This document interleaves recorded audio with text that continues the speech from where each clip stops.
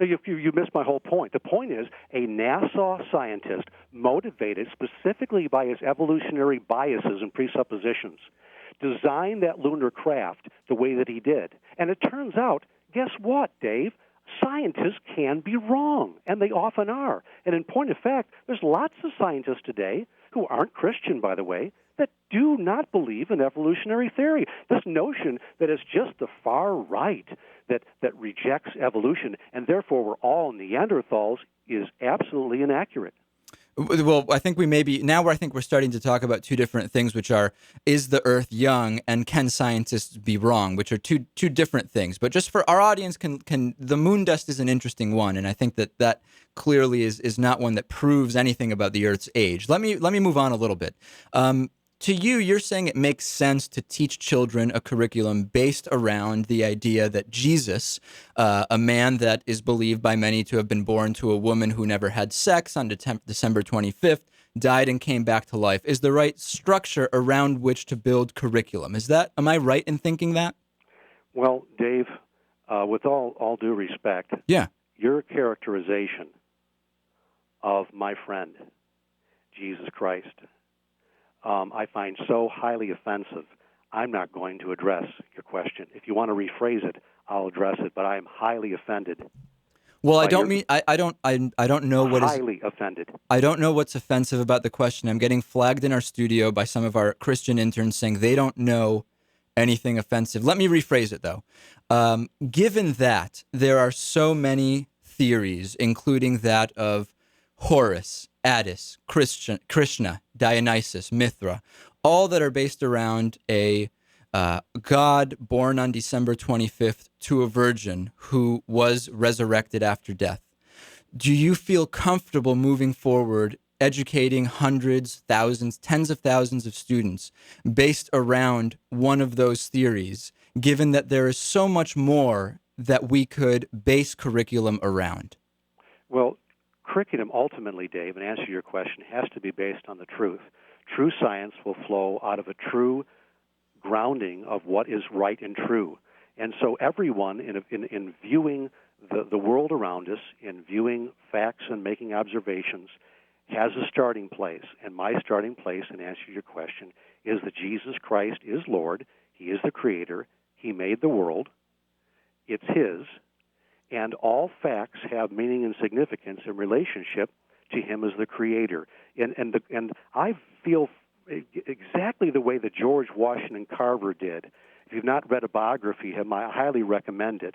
He set up a little place called God's Workshop. And his joy is, as a scientist, and he was a top-notch scientist, by the way, his joy was to go in and discover the hidden secrets. He was not an inhibited man any more than I am. I look at the world as being a fascinating place. And for people, by the way, Dave, that don't happen to view the world through my lens, that doesn't bother me in the slightest. I could work shoulder to shoulder with scientists that don't happen to share my worldview. And the Christian curriculum that I know people are using, not just from Bob Jones, but from so many other sources we can talk about, we study world religions. We don't keep children in some sort of little cave. We let children know that there are other views and perspectives. And no, Dave, we're not concerned that our children are somehow going to be sheltered from evolutionary thought. It's all around them. It's the air they breathe, on TV, in magazines, in the library, you name it.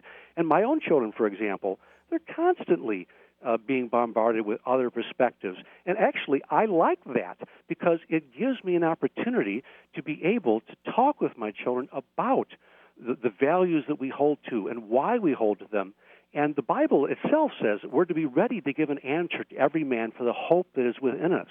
So this idea that it's all run for the hills like some sort of goofy cult, I don't buy that at all. That's not where I'm coming from at all. It's not so much about a cult, but for example, the Texas senior class of 2020 will graduate believing the terms church and state are interchangeable, that the right to bear arms is a First and Second Amendment right. They don't know that the U.S. Constitution bans placing one religion over another. I mean, we can get past all of the, do you believe Jesus is the Savior or not? But those are just facts that aren't true, right? That's what's concerning to me. Well, I have so many concerns that parallel what you're talking about. The answer is we need to jettison government education, because what we're talking about here today, the real devil in these details that we're hashing over today, is the fact that we have a government-controlled school system who's far more interested in propaganda and indoctrination, in values that really should be dealt with more at the local level by individual parents